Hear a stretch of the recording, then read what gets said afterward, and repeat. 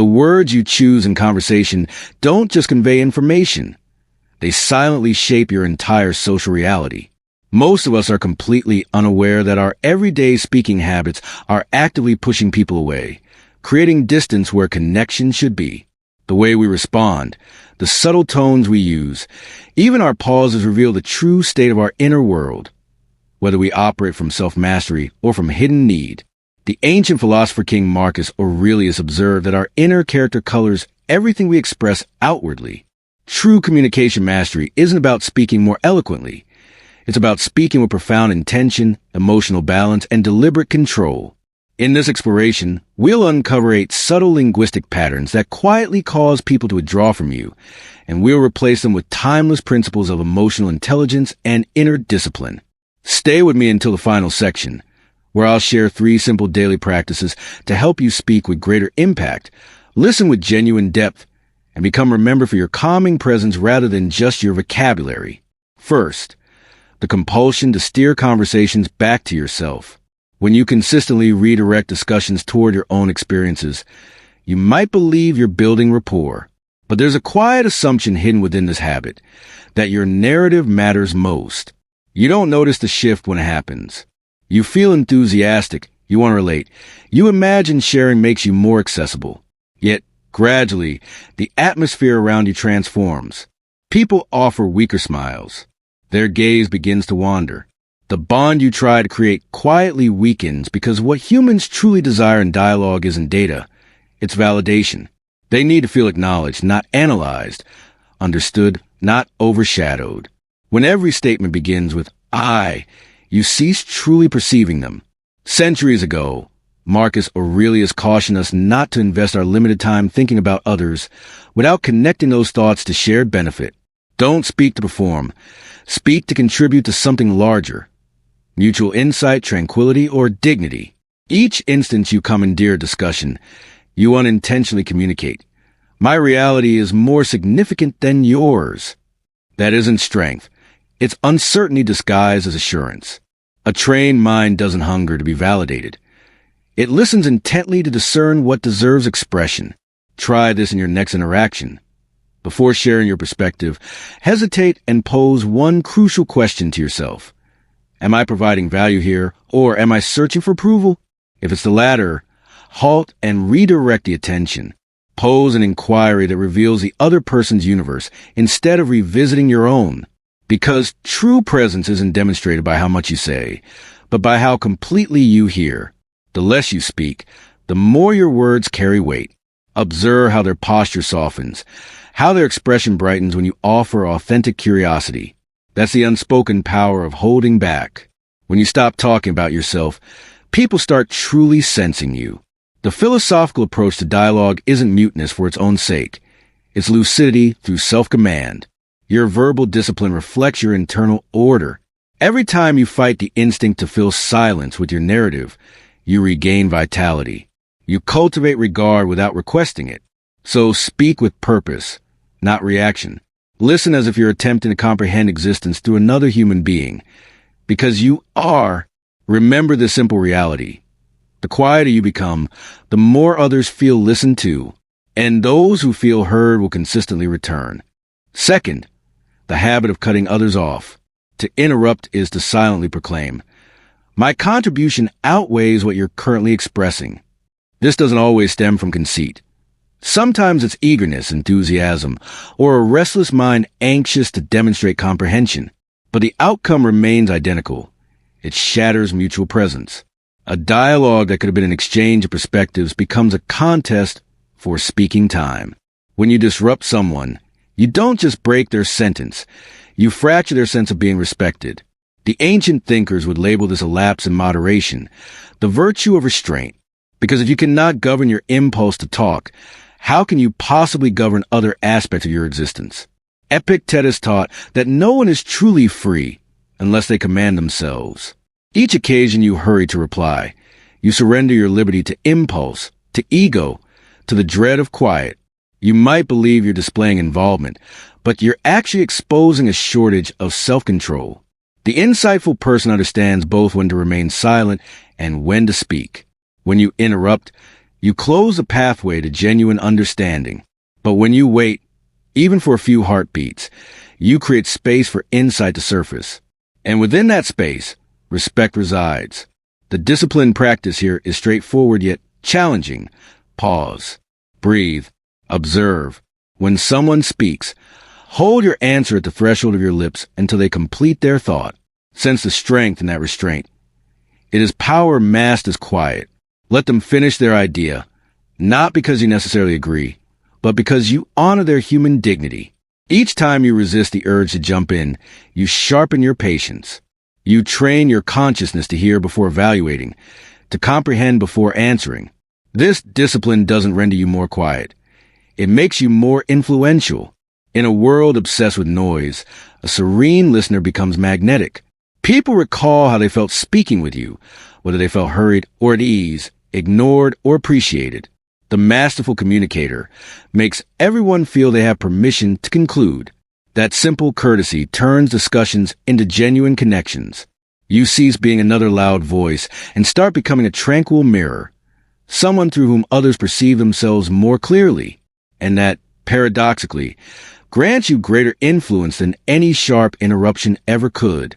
So condition yourself to wait. Count to 3 internally before responding. Let stillness become your friend, not your foe, because silence uncovers what language often conceals: patience, certainty, and regard. When you master the pause, people feel more secure around you. They speak more transparently, and in their openness, they share truths that only patience can reveal. Patience earns deeper respect than intellectual brilliance. Remember, interrupting requires no effort. Listening is a cultivated skill. Self-mastery teaches that command over your speech is command over your life. So breathe before you speak. Allow others to complete their thoughts. And when your moment finally arrives, speak with such clarity and composure that your words carry the substance of countless interruptions you chose not to make. Third, permitting subtle pessimism to permeate your speech. Have you ever observed how a minor grievance can alter a room's entire energy? It begins subtly. A resigned breath, a muttered, "Why does this keep happening to me?" or gentle criticism veiled as humor. But steadily, that attitude spreads. Lightness evaporates. Conversations that could have been inspiring become burdensome. And without recognizing it, we become the very source of the strain we dislike. The Stoics cautioned about this ages ago. What we consistently focus on, we gradually become. A mind fixated on annoyance paints reality in gloomier hues. And the most damaging part? It's infectious. Negativity doesn't just reside in your mind. It seeps into your voice, your stance, your quiet moments. Seneca observed that we often endure more in our thoughts than in actual circumstances. That is the core of complaining. It gives life to imagine suffering and blocks genuine peace from reaching us. The more we verbalize our irritations, the deeper they etch into our psyche. Every "I can't believe this" is a rehearsal of powerlessness. The philosophical path isn't to deny feelings, but to interrogate them. Is this truly unjust, or am I expecting existence to be simpler than it reasonably should be? Is this situation a penalty or a test of fortitude? When you cease reacting and start contemplating, your grievances lose their power. You recognize that reality is rarely malicious. It's our interpretation that makes it difficult to bear. A disciplined person doesn't ignore challenge. They simply refuse to amplify it through repetition. Marcus Aurelius instructed himself each morning, "If it is bearable, then bear it. Stop talking about it." Notice the calm authority in that statement. No self-pity, no exaggeration, only choice. Endure what must be endured, or change what can be changed. Nothing in between. Imagine if every time you felt the need to vent, you transformed that energy into constructive motion, a minor adjustment, a single forward step, a quiet demonstration of resilience. That's philosophical alchemy, converting frustration into fuel. Next time you feel the impulse to complain, pause and breathe through the sensation. Instead of declaring "this is awful," inquire, "What can this situation reveal to me?" Instead of retelling a negative narrative, redirect your language towards something you can actually influence. When you alter the direction of your speech, you change the course of your mind. The world won't suddenly become flawless, But your internal world will stop being poisoned by constant repetition. Negativity might feel authentic, but it's often idleness disguised as honesty. It demands no courage to identify what's wrong. It requires wisdom to confront it peacefully. Every complaint represents a missed chance for strength. When you transcend it, people sense it. They detect your stability. The quiet assurance of someone who doesn't need to fill the air with bitterness to prove they're engaged. So remember, the philosophical communicator doesn't speak to magnify distress. They speak to restore balance. The moment you command what leaves your mouth, you command what remains in your mind. Speak less about what causes pain, more about what constructs, and observe how the energy surrounding you begins to shift accordingly. Fourth, the need to constantly correct others. The stronger your desire to correct people, the less tranquility you possess within yourself. It sounds honorable to want precision, to amend inaccuracies, to clarify misunderstandings. But frequently, it isn't about truth, it's about control. We correct because we cannot tolerate imperfection, or because we secretly worry about being overlooked. Yet the ancient philosophers remind us that peace doesn't come from demonstrating others' errors. It comes from overcoming the need to do so. Every time you rush to fix someone's wording, you announce that your ego surpasses their human worth. You might win a factual point, but you sacrifice the relational connection. Marcus Aurelius encountered endless disputes as emperor, yet he wrote, "Don't waste further time debating what a good person should be. Simply be one." That is wisdom concentrated into one instruction. Stop discussing virtue. Embody it. Correcting people repeatedly is often a subtle performance of superiority, a method of stating, "I know more than you." But authentic wisdom doesn't shout. It lives quietly in action, in consistency, in calm power. The philosophical student learns that silence isn't surrender, it's strategy. By maintaining composure when others err, you become the rare presence that calms turmoil. Consider this. Individuals who constantly correct are rarely remembered for being accurate. They're remembered for being draining. Those who listen, who select patience over pride, are remembered with genuine respect. The philosophical thinker doesn't permit every mistaken view to become a conflict zone. They decide which battles merit their energy, and most do not. When you allow minor inaccuracies to pass, you safeguard your inner stillness. You remind yourself that being esteemed is preferable to being technically correct. Practice this in your coming conversation. When someone states something slightly incorrect, feel the desire to correct swell within you, then consciously resist it. Notice the power in that self-restraint. You'll feel lighter, more in command. Later, if accuracy truly matters, share it gently and intentionally, not egotistically. "I see it somewhat differently" is often sufficient. Truth offered without pride becomes a bridge, not a weapon. The objective isn't to silence others.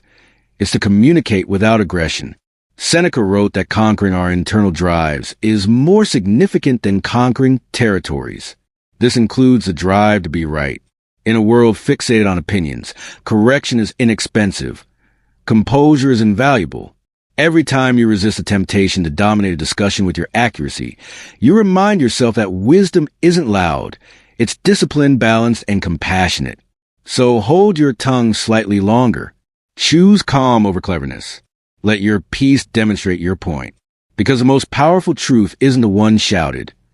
It's the one embodied through action. Inner stillness proves more powerful than proving a point. Fifth, seeking approval during dialogue. Why do we crave others' endorsement even while we're speaking? You can detect it in the slight hesitations. "You know what I mean?" or "That makes sense, right?" It appears harmless, even courteous. But beneath it lies a quiet anxiety, the fear of being inadequate unless someone else confirms it. Each time you seek agreement in real time, you hand your confidence to the listener and await their reinforcement. The Stoics would call this a hazardous dependency, relinquishing your peace for approval that may never arrive. Epictetus said, "If you wish to improve, be willing to be perceived as ignorant."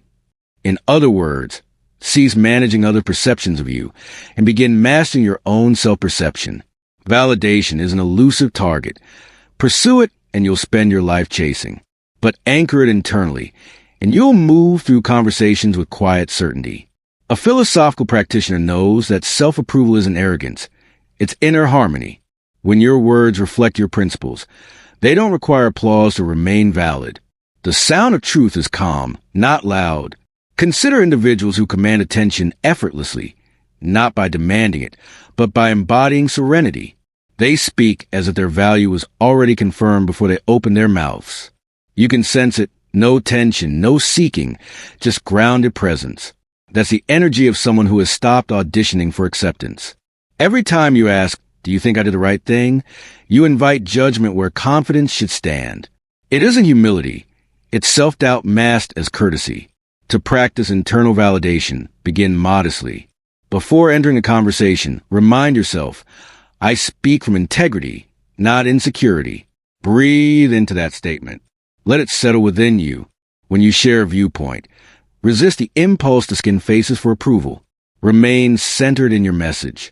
If someone disagrees, excellent. That confirms your independence, not your invisibility. When you catch yourself fishing for affirmation, pause. Replace the question, "Was that acceptable?" with a declaration, "That reflects my belief." Feel the transition from seeking permission to owning your truth. Marcus Aurelius reminded himself daily that it's not what others say or think about you that causes harm, but what you choose to think about it. Their reaction lies outside your control. Your self-regard does not. The philosophical individual doesn't need to be correct in everyone's eyes, only aligned with their own conscience. The goal isn't to be admired. It's to be anchored. So next time you speak, imagine your words flowing from a place that needs nothing in return. Let silence follow without panic. Trust that your worth was established long before anyone responded. Because genuine confidence doesn't echo. It resonates quietly within you. True assurance whispers. Uncertainty overexplains. Sixth, emotional overexposure. You meet someone, and within minutes they're unloading every detail of their struggles, heartaches, frustrations, and everyone who hurt them. The atmosphere grows dense. You feel caught between compassion and weariness. We've all encountered that individual, and sometimes we've been that individual. Oversharing feels like intimacy, but it's actually self-relief disguised as connection.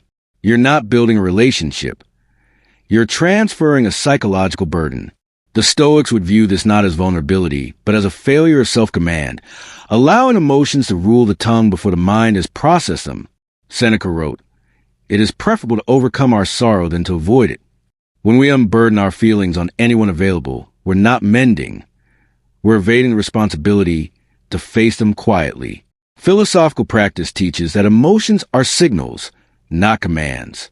You honor them by seeking to understand them, not by broadcasting them widely. To discuss pain wisely, you must first sit within stillness. That's where healing starts. Not in the noise of confession, but in the calm of reflection. Emotional dumping frequently stems from loneliness. You want to be seen, so you reveal everything, hoping transparency will create closeness. But authentic closeness emerges from composure, not chaos. When you share too soon or too intensely, people stop truly listening. Not because they lack concern, but because they feel inundated. You assign them the role of unpaid therapist they never sought. The result? They retreat and you feel deserted, confirming the very fear that prompted your overexposure initially. It's a painful cycle, and philosophy offers an exit path. Before speaking about your pain, ask yourself, am I seeking comprehension or am I seeking catharsis? If a catharsis, pause. Write it down. Breathe through the feeling. Marcus Aurelius processes inner storms on paper. His Meditations was his private journal, not a public monologue. Let writing be your primary listener. Once the internal turbulence settles, share what remains, the insight, not the raw emotion. That's when your experience transforms into wisdom. In a culture that celebrates total openness, restraint feels revolutionary. But restraint isn't repression, it's refinement. The philosophical individual doesn't conceal emotion. They channel it. They choose when, where, and how to reveal so that every word serves healing, not mere attention. People feel safe around those who govern their emotions, not those who scatter them indiscriminately. Your steadiness is the greatest comfort you can offer anyone. So practice sacred silence. Speak only when your heart is settled. When you do share, speak from clarity, not craving. You'll notice how your presence transforms, lighter, calmer, more magnetic. Others will trust you not because you've told them everything, but because you've demonstrated self-command. Remember this philosophical truth. You master emotion not by hiding it, but by holding it until it no longer controls you. Heal internally before you reveal externally. 7th, using sarcasm as a shield. Why do we feel compelled to conceal our truth behind humor? Sarcasm is frequently labeled wit, but beneath the laughter, it typically hides something sharper, bitterness, irritation, or unspoken pride. It's the skill of wounding without accepting accountability. You say something cutting, then cushion it with a smile. The other person laughs uncomfortably, uncertain whether it was genuinely a joke. And in that ambiguity, trust diminishes slightly. The Stoics would call sarcasm a misuse of language. The tongue acting before virtue can intervene. Marcus Aurelius wrote, "The finest revenge is to avoid becoming like your enemy." Sarcasm is subtle retaliation, punishing others for how we feel without ever confessing we're injured. It provides the illusion of strength but reveals insecurity. It states, "I'd rather mock than risk being misunderstood." Philosophical teaching advocates the opposite. Courage through sincerity, not armor through irony. The truly strong don't require disguising honesty as humor. They can be both kind and clear. Sarcasm feels clever momentarily because it grants you control. You get the final word, the concealed advantage. But in reality, it costs you genuine connection. People stop opening up around someone who weaponizes wit. They begin to guard themselves, anticipating the next veiled insult. Over time, sarcasm constructs walls so high that even genuine affection cannot scale them. The philosophical learner understands that language should build trust, not test it. Words are instruments for harmony, not shields for ego. To break this pattern, start by noticing your intention.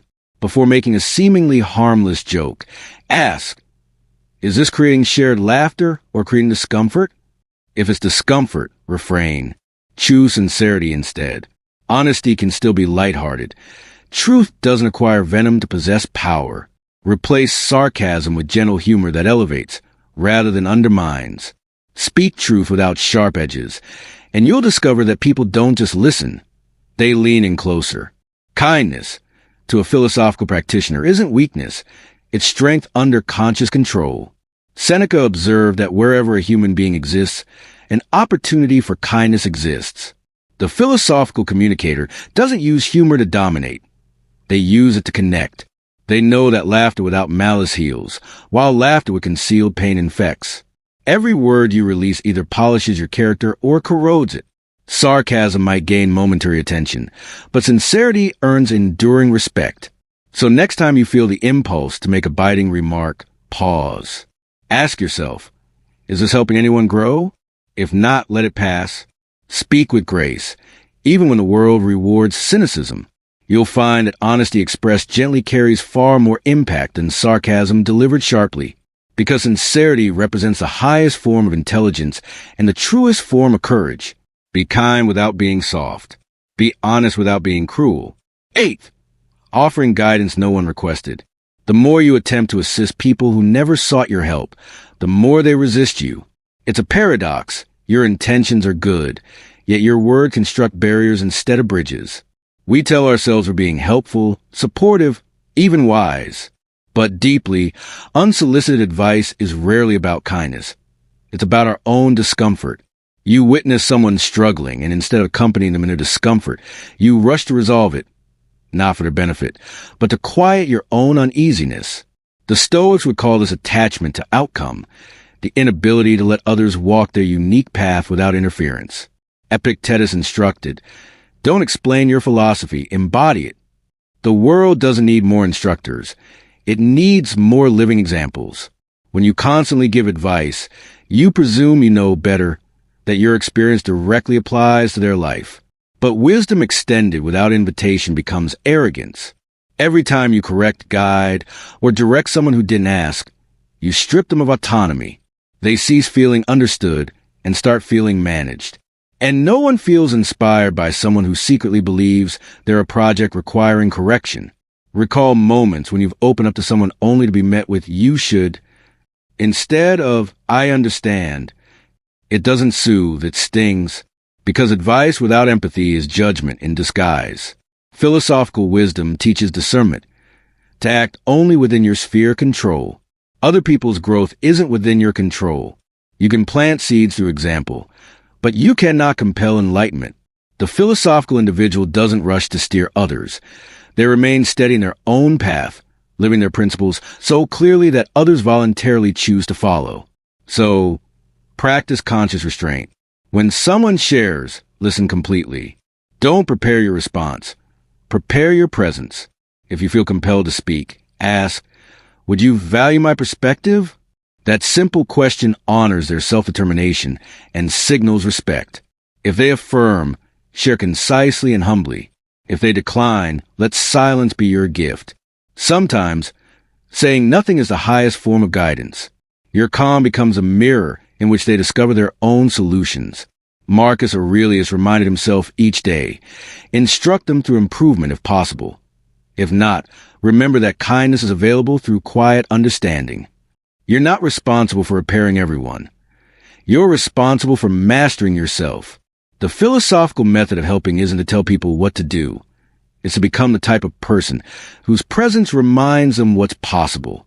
So, next time you feel that urge to advise, pause. Ask yourself if your words serve your ego or their autonomy. Choose silence if it's the latter. Let your peace speak more powerfully than your guidance. Because those who genuinely wish to grow will always find your example, not your instructions. Your presence teaches more profoundly than your advice ever could. You just journeyed through 8 quiet lessons, not about others, but about your own communicative power. The reality is that dialogue isn't merely about vocabulary.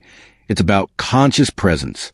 Every time you speak with awareness, you train your mind to select peace over impulse, comprehension over ego. That's what philosophical practice truly represents. Not emotional coldness, but conscious self-mastery. Remember this. People rarely recall your exact phrases, but they never forget the emotional imprint you left. Speak less.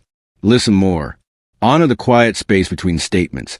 That's where genuine wisdom breathes. Marcus Aurelius once observed that our inner essence takes on the hue of our persistent thoughts. Let your thoughts be tranquil. Let your words carry that serenity into the world. If this message connected with you, share your commitment below. I choose to speak with conscious awareness. Please like this video and subscribe to Winds of Thought, not for my benefit, but for the version of yourself that's learning to command every syllable. Speak as if every word actively forms your character, because it truly does.